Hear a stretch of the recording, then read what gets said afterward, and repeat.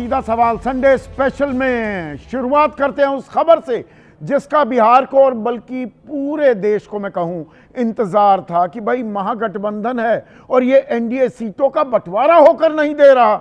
महज 5 दिन बचे हैं पहले चरण के मतदान के नामांकन की आखिरी तारीख को। ये सीटों का बंटवारा कब होगा, ये सस्पेंस कब खत्म होगा? तो आधा सस्पेंस तो आज खत्म हुआ कुछ देर पहले ही। एनडीए ने सीटों के बंटवारे का ऐलान कर दिया है। धर्मेंद्र प्रधान जो बीजेपी के प्रभारी हैं, केंद्रीय मंत्री भी हैं, उन्होंने ट्वीट कर ये जानकारी दी कि जी हमारा सीटों का बंटवारा मुकम्मल हो गया है। बीजेपी और जेडीयू 101 सीटों पर चुनाव लड़ेंगे। पिछली दफा जेडीयू 115 सीटों पर लड़ी थी और 110 सीटों पर बीजेपी बिग ब्रदर की, बड़े भाई की भूमिका में लगातार जेडीयू रहा। लेकिन अब बात क्या बराबरी की आ गई है। बीजेपी और जेडीयू 101 और इस बंटवारे में पहली नजर में जो सबसे बड़ा फायदा मिलता दिख रहा है वो मिलता दिख रहा है चिराग पासवान को। एलजेपी रामविलास पासवान गुट के अध्यक्ष, केंद्रीय मंत्री भी हैं और वो लगातार अड़े हुए थे, डटे हुए थे, सम्मान की, न्याय की, इंसाफ की दुहाई दे रहे थे कि मैं लड़ता रहूंगा, ना किसी का बुरा करूंगा, लेकिन कोई बुरा करेगा तो उसके सामने भी खड़ा हो जाऊंगा। अब उन्हें 29 सीटें मिल गई हैं। पिछली दफा 2020 के विधानसभा चुनाव में हनुमान की भूमिका में थे, अलग एकला चलो का राग अलापा, खुद चुनाव लड़े 135 सीटों पर, एक ही सीट पर जीत पाए, लेकिन लगभग 34 सीटों पर जेडीयू का ऐसा नुकसान किया कि जेडीयू 43 सीटों पर सिमटती दिखाई दी थी 2020 में। मुख्यमंत्री तो नीतीश ही बने, तो लग रहा था 20-22 में निपटा दिए जाएंगे चिराग पासवान, लेकिन 29 सीट ले गए। और सबसे ज्यादा नुकसान होता दिख रहा है जीतन राम मांझी को। वो भी केंद्रीय मंत्री हैं मोदी सरकार में, 15 सीटें मांग रहे थे, 4:30 बजे आज चले गए, बिहार के लिए निकल गए, दिल्ली से पटना के लिए निकल गए। उनके खाते आई 6 सीटें और उपेंद्र कुशवाहा को भी 6 सीटें मिली हैं। अब इनमें कितनी मजबूत कितनी कमजोर सीटें वो आकलन अभी होना बाकी है, लेकिन महागठबंधन में अभी पेंच बने हुए हैं। वहां सीटों का बंटवारा नहीं हुआ है, बताया जा रहा था लिस्ट तो तैयार है, और लालू प्रसाद यादव, राबड़ी देवी और तेजस्वी वो दिल्ली पहुंच गए हैं। तो बहुत से चैनल खबर ये भी चला रहे हैं कि भाई वो दिल्ली आ रहे हैं, कांग्रेस के साथ उनकी बैठक होगी और कल तक सारी बातें साफ हो जाएंगी। पर उससे कहीं बड़ी खबर दर्शकों किसी चुनावी बैठक से जुड़ी नहीं है, अदालत में पेशी से जुड़ी है। तेजस्वी यादव, लालू प्रसाद यादव और राबड़ी देवी अपने माता पिता के साथ उनकी राउज एवेन्यू कोर्ट में पेशी होनी है। लैंड फॉर जॉब स्कैम में फैसला सुरक्षित रखा हुआ है 25 अगस्त से, और कल यह फैसला सुनाया जाएगा। इसमें अधिकतम सजा 7 साल की भी हो सकती है, 2 साल से ऊपर की सजा हुई। क्या तेजस्वी चुनाव भी लड़ पाएंगे? अदालत से मिलेगी राहत या शुरू हो जाएगी सियासी आफत?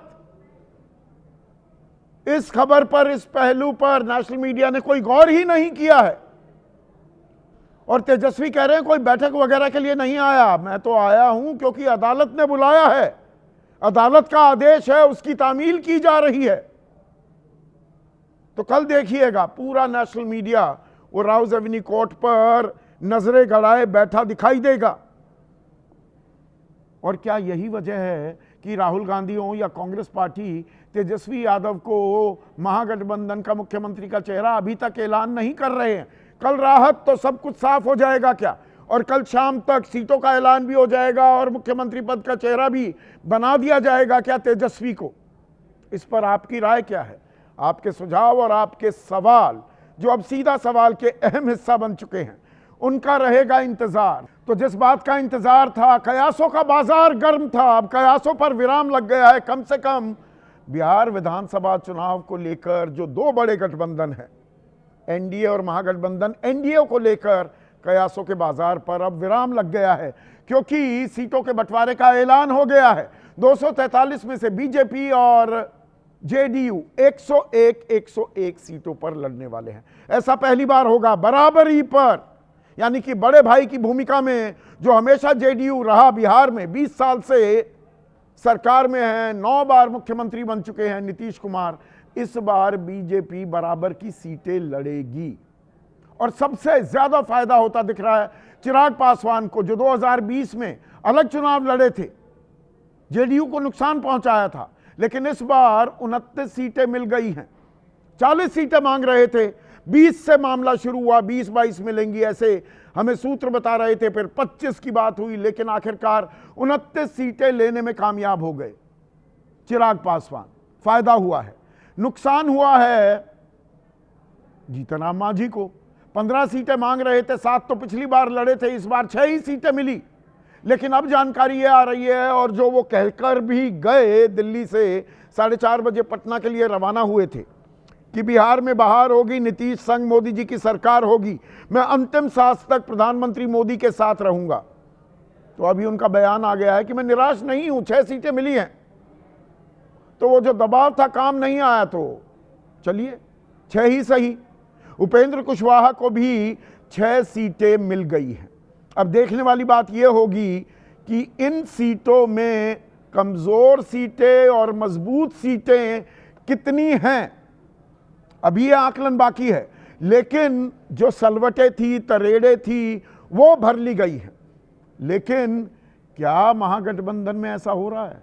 महागठबंधन के लोग तो अब दिल्ली आते दिखाई दे रहे हैं। और इसमें एक दिलचस्प कहानी भी है। वो कहानी क्या है वो तो मैं आपको बताऊंगा, लेकिन मुकेश सहनी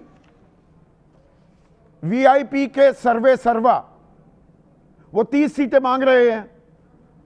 जो ऑफर मिल रहा है वो 15 से 18 सीटों का। तो उन्होंने क्या कहा कि महागठबंधन थोड़ा अस्वस्थ है, दिल्ली जा रहे हैं, वहां सभी डॉक्टर मौजूद हैं।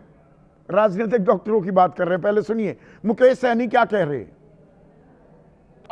महागठबंधन थोड़ा सा अस्वस्थ हुआ है, तो दिल्ली जा रहे हैं, और आपको पता है कि सब डॉक्टर दिल्ली में है, तो वहाँ पे बेहतर उपचार हो जाएगा और स्वस्थ होके हम लोग पटना लौटेंगे।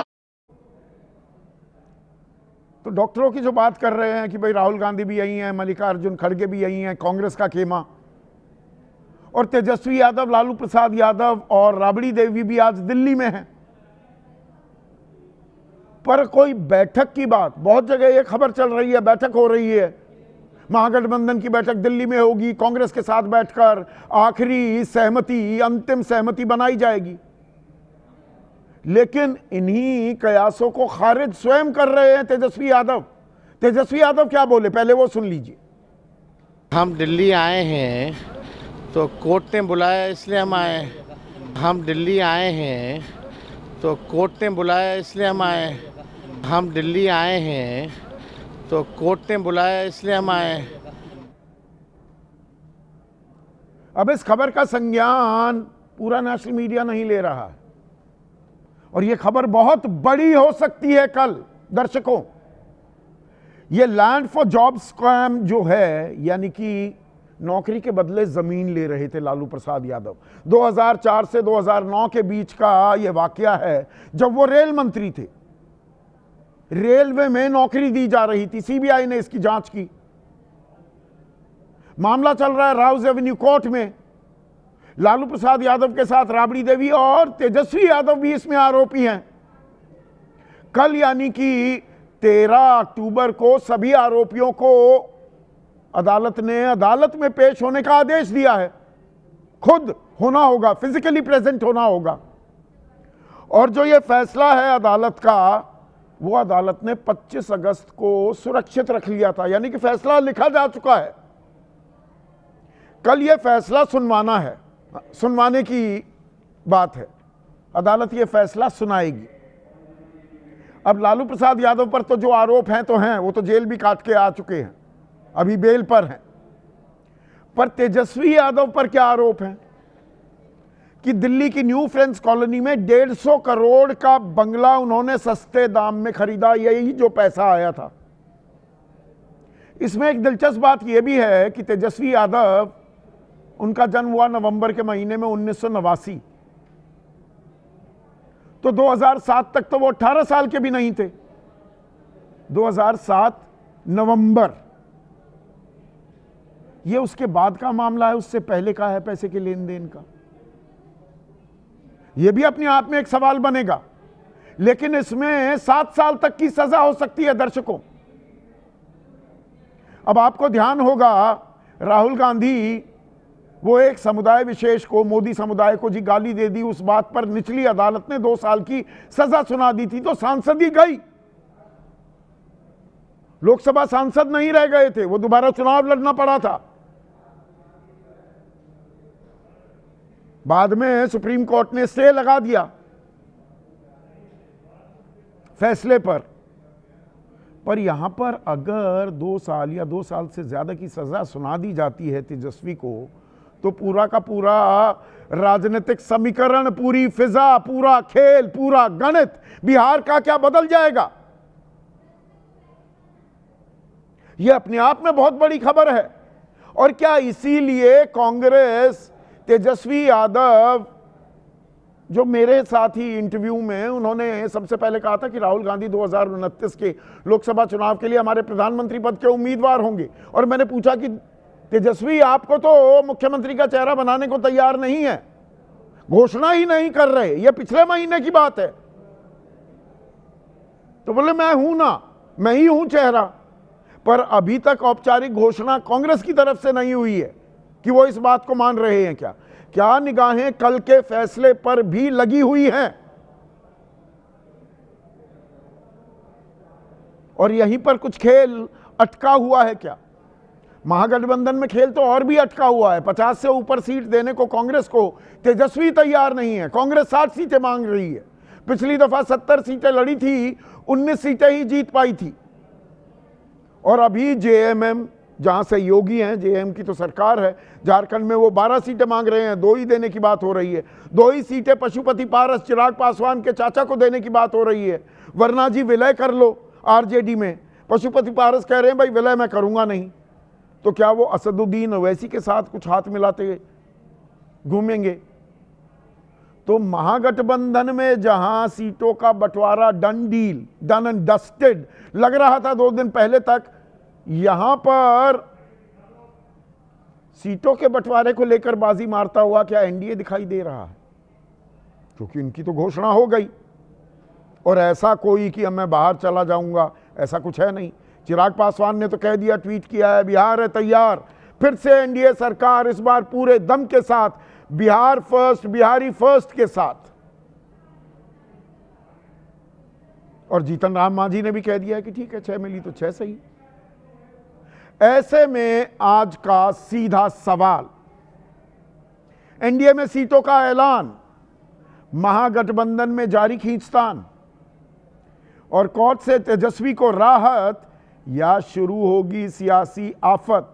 और यह बड़ी सियासी आफत हो सकती है।